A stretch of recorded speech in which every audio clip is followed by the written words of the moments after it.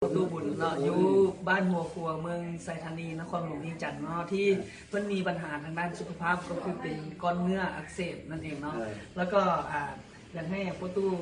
เราเบิ่งว่าอาการที่จากเมื่อก่อนเป็นอะไรเนาะแล้วก็หลังจากกินแฮปปี้วันเขาแล้วเป็นอะไรอันนี้มือมีว่าสักยาแล้วมันก้อนซีนอักเสบแล้วไปห้องหมอเขาว่าก้อนซีนอักเสบเนาะแล้วไปป่วยห้องหมอเขาบอกได้กินยาเนี่ยมันจะเข้า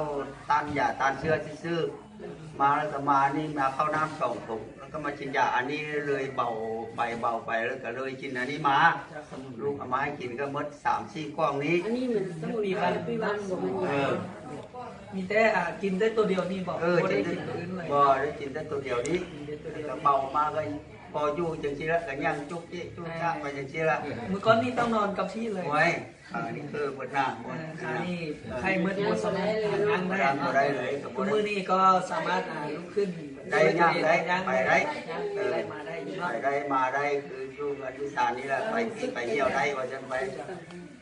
มันจะกล้องไปหาเมียก็ได้แล้วเนาะมัน5 กล้องวะมัน5 กล้องมันไป5 กล้องเหมือนเนาะคือตอนนี้เมื่อ5 กล้องแล้วก็สามารถลุกขึ้นย่างไปได้มาได้เนาะพูดมาได้ว่าทำไมรู้สึกว่ามันดีขึ้นนี่กินจะกล้องมันดีขึ้น5 กล้องแล้ว5 กล้องเนาะกินจะกล้องเริ่มรู้สึกว่าดีขึ้นกล้องแรกกล้อง2 กล้องกล้องละกล้องที่2แล้วแต่ว่ามันรู้สึกว่ามันเบาขาเบาแข้งไปซะนะ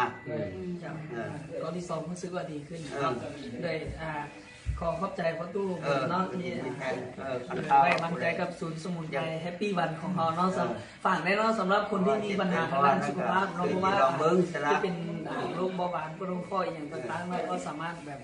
ติดต่อสอบถามกับทีมงานของพวกเราได้เนาะว่าเราก็มีทีมงานคอยให้คำปรึกษา